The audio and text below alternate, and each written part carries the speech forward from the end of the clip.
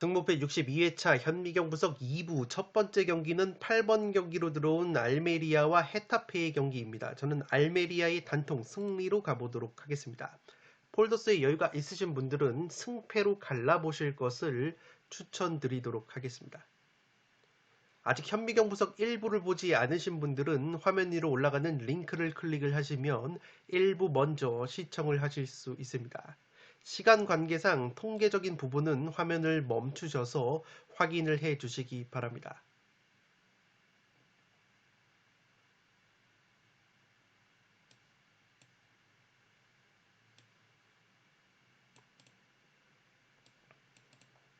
살롱 코멘트로 정리를 해드리면 알메리아의 최근 특유의 홈발을 고려했을 때 헤타페가 수비 공백을 극복하기에는 어렵지 않나 싶습니다. 헤타페가 주전 수비수 두아르테 선수를 비롯해서 측면 수비수인 다미안 수아레즈까지 빠져 있기 때문에 수비적인 공백이 불가피한 경기라고 보시면 되겠습니다.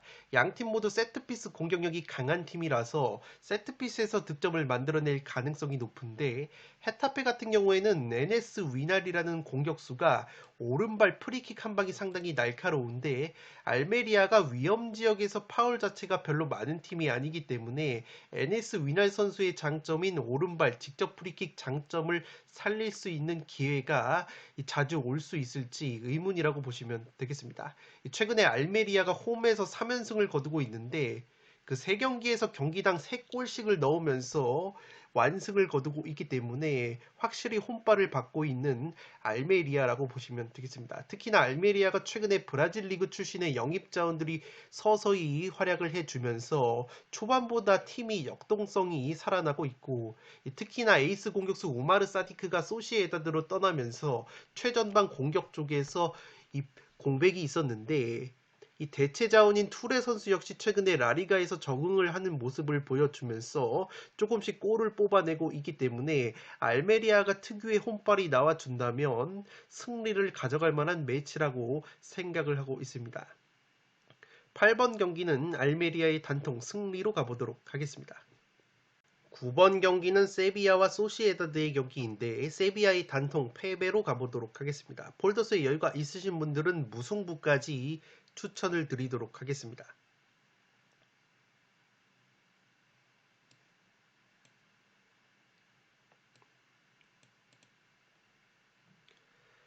살롱 코멘트로 정리를 해드리면 양팀 모두 수비 공백이 있는 경기라고 보시면 되겠습니다. 소시에다드가 최근에 주춤하는 모습이 있지만 핵심 공격 자원인 쿠보 선수와 미드필더 다비드 실바 선수가 직전 경기에 모두 벤치에 이름을 올렸기 때문에 이번 세비야전에 복귀가 가능할 것으로 보입니다. 물론 세비야 역시 공격수 엔네시리 선수와 미드필더 이스코가 각각 부상과 징계에서 복귀가 되지만 올 시즌 양팀의 공격력을 비교했을 때 확실히 소시에다드가 더 우위라고 보시면 되겠습니다. 양팀이 최근 맞대결이 3연속 연속 무승부 중이고 이 나란히 두 팀 모두 올 시즌 리그 2연무가 없었다는 패턴이기 때문에 또 무승부가 나오긴 힘들지 않나 싶습니다. 올 시즌 홈에서 승리가 없는 세비야일 정도로 홈에서 이상하게 성적이 나오지 않고 있는 세비야인데다가 소시에다드는 원정에서도 좋은 성적을 보여주고 있기 때문에 원정에서도 충분히 소시에다드가 좋은 경기력을 보여줄 수 있지 않을까 싶습니다. 다만 소시에다드 역시 세룰로토 같은 핵심 공격 자원들이 최근에 골 감각이 한창 좋았을 때보다는 떨어져 있기 때문에 무승부 정도의 가능성은 있는 경기이지 않나 싶습니다. 9번 경기는 세비야의 단통 패배로 가는데 폴더스에 여유가 있으신 분들은 무승부까지 추천을 드리도록 하겠습니다.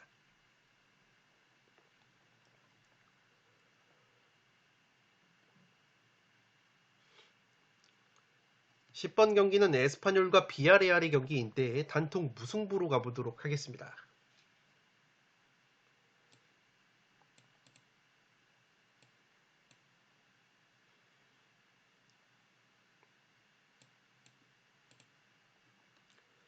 살롱 코멘트로 정리를 해드리면 최근에 비아레알이 세티엔 감독이 부임한 이후에 점유율만 높게 가져가고 3연패 무득점 수렁에 빠져 있습니다.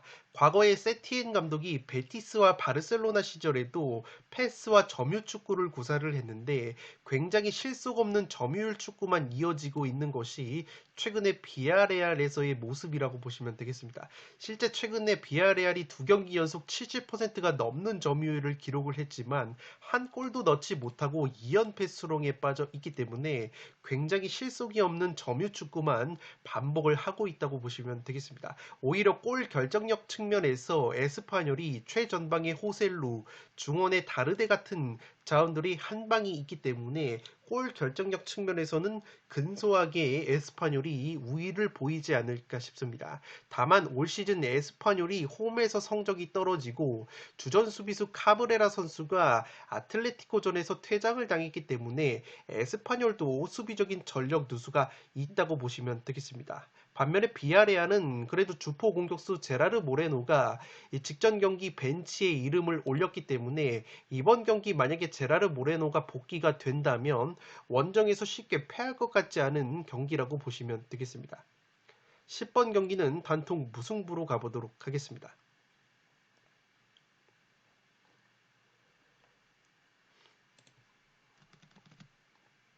11번 경기는 피오렌티나와 살레르니의 경기인데 승무 투폴로 가면서 2변까지 노려보도록 하겠습니다.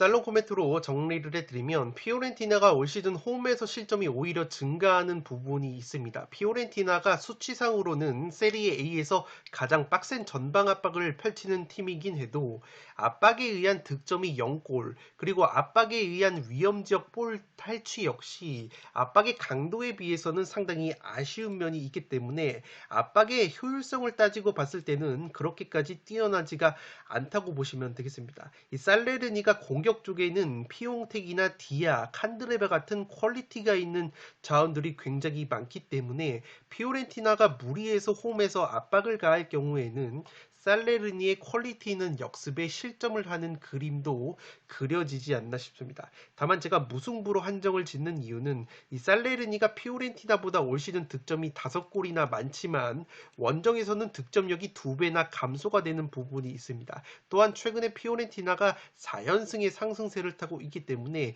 이변이 나온다면 무승부가 합리적인 선택이 되지 않을까 싶습니다. 더군다나 살레르니가 주전 수비수 기온베르가 부상으로 빠져 있기 때문에 수비적인 공백을 고려했을 때 피오렌티나 원정에서 승리까지 노리기에는 어렵지 않을까 싶습니다. 11번 경기는 승무 투폴로 가보도록 하겠습니다.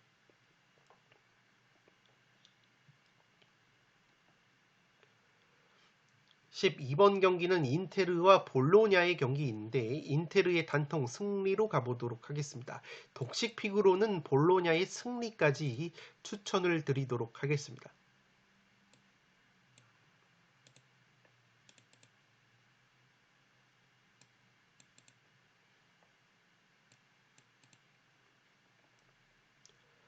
살롱 코멘트로 정리를 해드리면 최근에 볼로냐가 모든 대회 4연승 상승세인 것을 고려를 하면 이변 가능성이 아예 없는 경기는 아니라고 보여집니다. 다만 볼로냐가 기본적으로 원정에서 성적이 떨어지는 팀이고 인테르는 홈에서 수비력이 5배가 증가하는 팀이라고 보시면 되겠습니다. 특히나 양팀 모두 수비 뒷공간 역습 실점이 많은 팀인데 역습 공격력은 인테르가 볼로냐보다 뛰어나기 때문에 충분히 역습으로 인테르가 재미를 볼 가능성이 있지 않나 싶습니다. 또한 인테르가 최근에 주전 미드필더 브로조비치가 부상해서 돌아왔기 때문에 이번 경기 선발로 나서게 된다면 중원에 큰 힘이 될 것으로 생각이 됩니다. 양팀 모두 주포 공격 자원들의 골 감각이 그리 좋지 못하다는 점에서 볼로냐의 상승세까지 고려한다면 독식픽으로 볼로냐의 승리까지 추천을 드리면서 그래도 인테르의 홈발을 믿으면서 인테르의 단통 승리로 가보도록 하겠습니다.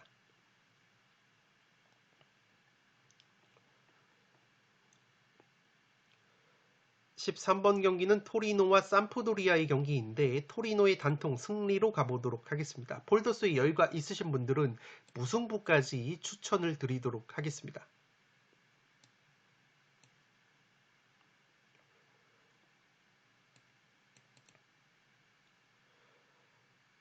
살롱 코멘트로 바로 정리를 해드리면 직전 피오렌티나와의 홈경기에서 슈팅 14개를 때리고도 무득점에 그친 삼프도리아입니다. 그만큼 골 결정력이 굉장히 안 좋은 시즌이고 세리에 A에서 리그 13경기 6골로 득점 꼴찌를 달리고 있는 삼프도리아이기 때문에 기본적으로 홈에서 수비력이 뛰어난 토리노를 상대로 득점을 하는 것은 상당히 어렵지 않을까 싶습니다. 이 직전 피오렌티나전에서 피오렌티나의 압박에 고전을 했었던 삼프도리아인데 이 토리노 역시 세리에 A에서 조직적인 압박을 가하는 팀이기 때문에 토리노 원정에서도 충분히 토리노의 압박에 고전을 하는 흐름이 그려지지 않나 싶습니다. 물론 토리노 역시 올 시즌 골 결정력에 아쉬움이 남는 시즌이긴 해도 홈에서는 수비 집중력이 굉장히 살아나는 토리노이고 최근에는 홈에서 AC 밀란까지 꺾은 바 있기 때문에 그래도 토리노가 홈에서 승리를 거둘 가능성은 있지 않나 싶습니다. 다만 토리노가 홈에서는 득점력이 2배 이상 감소가 되는 부분이 있고 이 주포 공격수 블라시치 선수가 최근에 9경기 무득점인데다가 주전 공격수 사나브리아가 최근에 부상으로 빠져있는 토리노이기 때문에 토리노 역시 공격력이 시원치 않다는 점에서 폴더스의 여유가 있으신 분들은 저득점 무승부까지 추천을 드리도록 하겠습니다. 13번 경기는 토리노의 단통 승리로 가보도록 하겠습니다. 마지막 경기는 마요르카와 아틀레티코 마드리드의 경기인데 승무패로 지으면서 이변을 노려보도록 하겠습니다.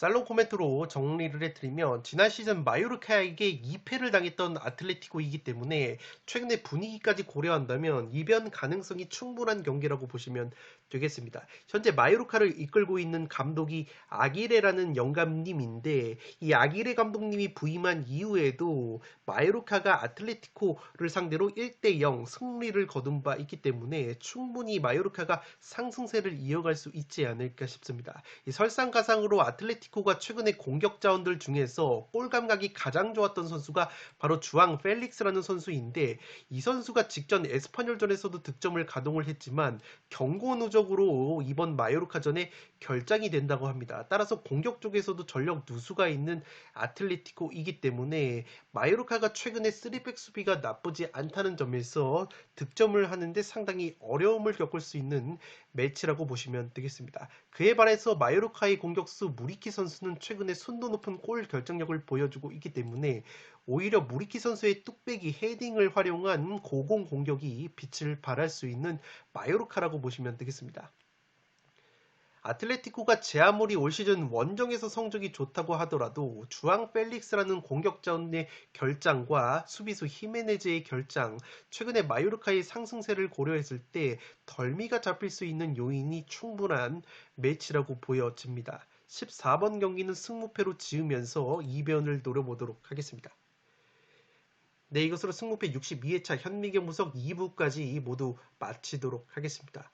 자료 취합 시간이 굉장히 촉박했기 때문에 화요일 오후까지 배당 변화나 추가적인 결장자 정보를 취합을 해서 최종 픽의 변화가 있을 경우에는 풋볼살롱 유튜브 채널 커뮤니티 공지사항을 통해 빠짐없이 알려드리도록 하겠습니다.